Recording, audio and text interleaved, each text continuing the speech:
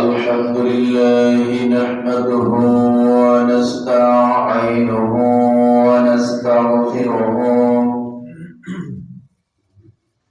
ونعوذ بالله من شرور أنفسنا ومن سيئات أعمالنا من يهد الله فلا مضل له ومن يضلله فلا هادي له ونشهد أن لا إله إلا الله وحده لا شريك له ونشهد أن سيدنا وحبيبنا ومولانا محمدا عبده ورسوله الذي أرسله بالحق بشيرا ونذيرا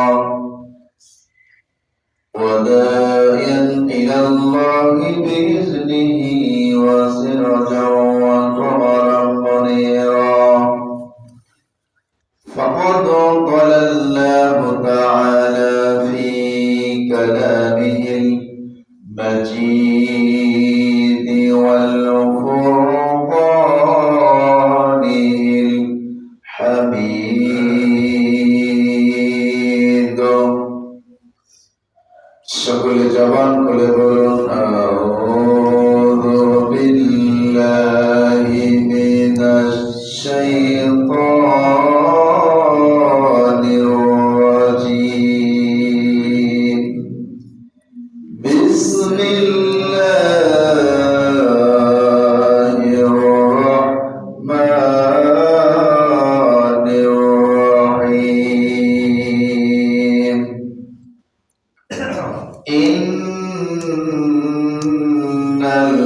ইনসানা লাফি খুসর ইল্লাল্লাযীনা আমানু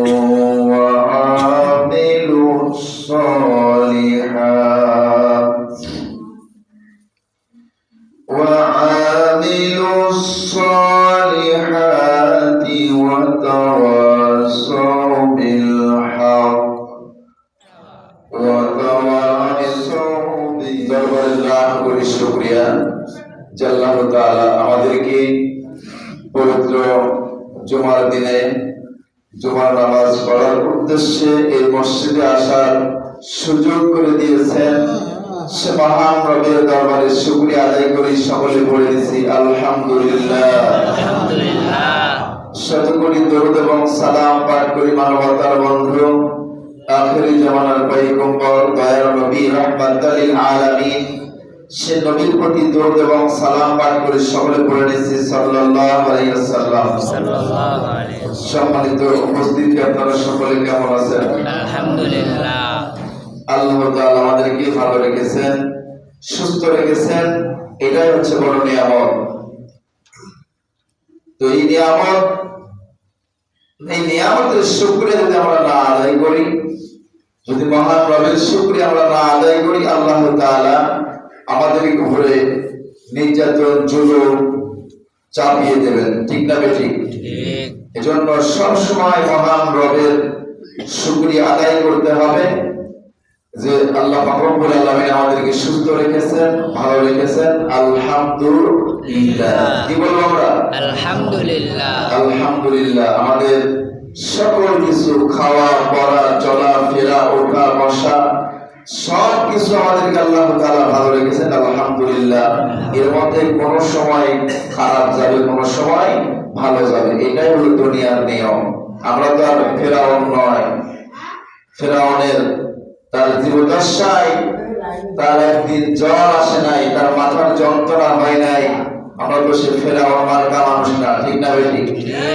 আমরা চাই আমাদেরকে আল্লাহ তাআলা অসুখ বিসুখ দিবেন, এটা নিয়ামত। এটা হলো কি? এটা নিয়ামত। এজন্য মহান রবের শুকরিয়া আদায় করব আমরা সব সময়। সে মহান নেতার উপর দরুদ এবং সালাম পাঠ করি, যে নেতাকে আল্লাহ তাআলা গোটা বিশ্ব মানবতার জন্য মুক্তির দিশারি করে পাঠিয়েছিলেন, আল্লাহ পাক রব্বুল আলামিন ঘোষণা করে দিয়েছিলেন, ওয়া মা আরসালনাকা ইল্লা রাহমাতাল লিল আলামিন। সেই নবীর প্রতি দরুদ এবং সালাম পাঠ করি। আমরা সকলে পড়ে নিয়েছি সাল্লাল্লাহু আলাইহি ওয়াসাল্লাম। সাল্লাল্লাহু আলাইহি। সম্মানিত হাজিরিন, আমরা কালেমাওয়ালা ঘরে মুসলিম পরিবারে জন্ম নিয়ে আমরা খুশি না বেজার? খুশি।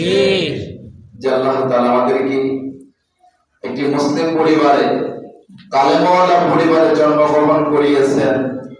যদি এই পরিবারে জন্মগ্রহণ আমাদের না করাইতেন আল্লাহ তাআলা, আমাদের না পাঠাইতেন আল্লাহ রব্বুল আলামিন, তাহলে আমাদেরকে মাটির মূর্তির কাছে, মাটির মূর্তির পায়ে আমাদের সিজদা করা লাগতো। আমরা সেই দিক থেকে আল্লাহ তাআলা আমাদেরকে যথেষ্ট ভালো রেখেছেন, আলহামদুলিল্লাহ। আলহামদুলিল্লাহ। প্রিয় হাজিরিন, আমি আপনাদের সামনে আলোচনা করতেছিলাম ঈমান বিষয় নিয়ে। ঈমানের যে বিষয়, ঈমান আনলে আল্লাহ রব্বুল আলামিন মানুষকে পরীক্ষা করবেন। আমরা সেই পরীক্ষা যাদেরকে আল্লাহ পাক রব্বুল আলামিন করেছেন, আমরা তাদের জীবনে শুনতেছি যে মহান রবের পথে আসলে, মহান প্রভুর পথে আসলে আমাদেরকে অবশ্যই ঈমানের পরীক্ষা দিতে হবে। আল্লাহ তাআলা বলেন যে আমি মানুষকে এমনি এমনি ছেড়ে দেব না, অবশ্যই তাকে আমি পরীক্ষা করব। কি করবেন? পরীক্ষা করবে। অবশ্যই আমাদেরকে পরীক্ষা করবেন। আর কেমন পরীক্ষা করবেন? আমাদেরকে এমন পরীক্ষা করতে হতে পারে, আমাদের সন্তান দুনিয়া থেকে মারা যায় পরীক্ষা হতে পারে। বিভিন্ন রকম পরীক্ষা দিয়ে আল্লাহ রব্বুল আলামিন আমাদেরকে পাকা মুক্ত করে নেবেন। বলেন ঠিক না ঠিক? ঠিক। এজন্য দেখেন, যখন বাংলাদেশ সেনাবাহিনীতে মানুষ নিয়োগ করে, জনবল নিয়োগ করে, পুলিশ বাহিনীতে জনবল নিয়োগ করে, এরকম বাহিনীগুলো যখন মানুষ জনশক্তি নিয়োগ করে, যাকে নেয় তাকে পাকা মুক্ত ট্রেনিং করে তারপরে চাকরিতে জয়েন করে। ঠিক না ঠিক? ঠিক। তাহলে আমাকে আপনাকে আল্লাহ রব্বুল আলামিন সেরকম পরীক্ষা করবেন। পরীক্ষা না দিয়ে কেউ দুনিয়া থেকে পার হতে পারবো না। পরীক্ষায় যদি উত্তীর্ণ হই আলহামদুলিল্লাহ, পরীক্ষায় যদি ফেল করি, যে আমাকে আল্লাহ তাআলা দেখে আর কাউকে দেখে না, আমার তো অসুখ বিসুখ হয়, আমার সন্তান মারা যায়, বিভিন্ন রকমের কথাবার্তায় যদি কোনো ত্রুটি হয়ে থাকে, তাহলে আমার আপনার পরীক্ষা কেন্দ্রে আমরা এসেছি পরীক্ষা দিতে, এই পরীক্ষায় ব্যর্থতা পর্যবসিত হবে। সম্মানিত বন্ধুগণ আমার, আল্লাহর নবীদেরকে আল্লাহ ছাড় দেয় নাই, পরীক্ষার সম্মুখীন হতে হয়েছে। আল্লাহ পাক রব্বুল আলামিনের একজন নবী, বনী ইসরাইলের একজন নবী, আল্লাহর বান্দা, এই নবীকে আল্লাহ পাক রব্বুল আলামিন পরীক্ষা নিলেন। আল্লাহর বান্দা, আল্লাহর নবী, আল্লাহর আলাম, এই নবী তিনি পরীক্ষার সম্মুখীন হয়ে গেলেন। আল্লাহ রাব্বুল আলামিন তার হায়াত দিয়েছিলেন, সারাদিন তিনি যুদ্ধে রত থাকতেন। ইসলাম প্রতিষ্ঠার জন্য, কোরআন আইন প্রতিষ্ঠিত করার জন্য, রাসূলের সুন্নাহকে প্রতিষ্ঠিত করার জন্য, আল্লাহর আইনকে প্রতিষ্ঠিত করার জন্য সারাদিন সারাদিন আপনার রোজা রাখতেন, তারপরে সারাদিন জিহাদ করতেন। আল্লাহ রাব্বুল আলামিনের এই বান্দার পরীক্ষা শুরু হয়ে গেল। ওই দেশের বাদশা যখন শুনতে পেল আমার দেশের মধ্যে একজন আল্লাহওয়ালা মানুষ রয়েছেন, যে ব্যক্তি আমার আইন কানুন মেনে চলে না, বাদশার হুকুম মানে না, হুকুম মানে আল্লাহর, হুকুম মানে কার বলেন? আল্লাহ। আমরা হুকুম মানব কার? আল্লাহ। না মানুষের? আল্লাহ। মানুষের তৈরি করা হুকুম যদি আমরা আমাদের জীবনে বাস্তবায়ন করতে চাই, তাহলে আমাদের জীবনের সুখ শান্তি সব বিসর্জন দিতে হবে। সুখ দুনিয়াতেও হবে না, পরকালেও হবে না, অশান্তির দাবানলে চলতে হবে। সম্মানিত বন্ধুগণ আমার, আল্লাহর বান্দার কথা যখন ওই দেশের সরকার শুনতে পেল, তখন ওই আল্লাহ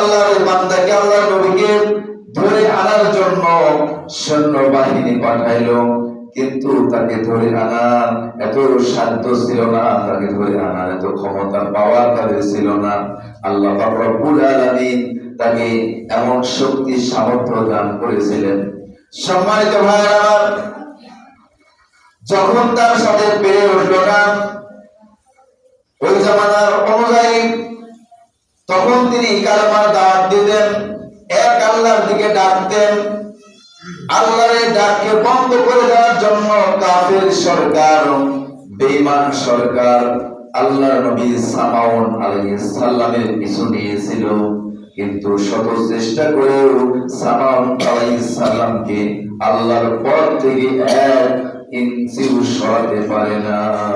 সুবহানাল্লাহ। বাদশার কাছে একজন আল্লাহর ব্যক্তি বলে গেল, ছদ্মবেশে এমন ভাবে এসেছে, মাথায় ঘোমটা দিয়েছে, পাগড়ি পরেছে, জুব্বা গায়ে দিয়েছে। এই ব্যক্তি ওই বাদশার কাছে গিয়ে বলছে, বাদশা, তোমার যত ফন্দি আনো না কেন, সামাউনকে তোমার দরবারে আনতে পারবে না।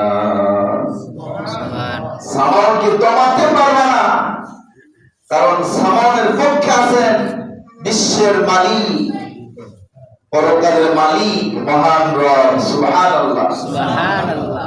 তাকে আনতে পারবে না। তবে তাকে আনার একটি বুদ্ধি রয়েছে, এই বুদ্ধিটা তোমাকে আমি বাতলায় দেব। যদি তুমি এই বুদ্ধি অনুযায়ী, পরামর্শ অনুযায়ী কাজ করতে পারো, তাহলে সামাউন তোমার কাছে পরাজিত বরণ করবে। সম্মানিত বন্ধুগণ আমার, এই পাগড়িওয়ালা, এই টুপিওয়ালা, পাঞ্জাবিওয়ালা সাধারণ কোন মানুষ ছিল না, ও ছিল মিস্টার ইবলিস শয়তান। আমাদের দেশের মধ্যে, গোটা বিশ্বের মধ্যে এখনো বলেন এরকম ইবলিস শয়তান আছে না নাই? আছে। মানুষকে ধোঁকা দেয়, মানুষকে ধোঁকা দেয়, পাগড়ি পরে, পাঞ্জাবি পরে, টুপি পরে। মানুষ তো মনে করেছে ইসলামী পন্থা, মানুষ ইসলামী লেবাস ধরে আছে, এবার এত সুন্দর কথা বলে, তার কথায় মানুষ তার পক্ষে চলে যায়। সম্মানিত ভাইয়েরা আমার, ইবলিস বলল এইভাবে হবে না। বাদশা বলল কিভাবে আনা যায়? বাদশাকে ইবলিস পরামর্শ দিল, সামাউনের স্ত্রীকে যদি তুমি হাত করতে পারো, তাহলে সামাউনকে তুমি পাকড়াও করতে পারবে, থামাইতে পারবে। কিভাবে সম্ভব? মিস্টার ইবলিস পরামর্শ দিল, তার স্ত্রীর কাছে গিয়ে খালার পরিচয় দিয়ে আশ্রয় নিবে, আর সামাউনের বিরুদ্ধে খারাপ খারাপ কথাগুলো বলবে। মেয়েদের মন এক সময় দেখবে সামাউনের বিপক্ষে চলে যাবে। তাহলে পুরুষদেরকে খাটো করা, ছোট করা, নিচ করা, এই পন্থা অবলম্বন করতে পারে একজন নারী। ঠিক না বেঠিক?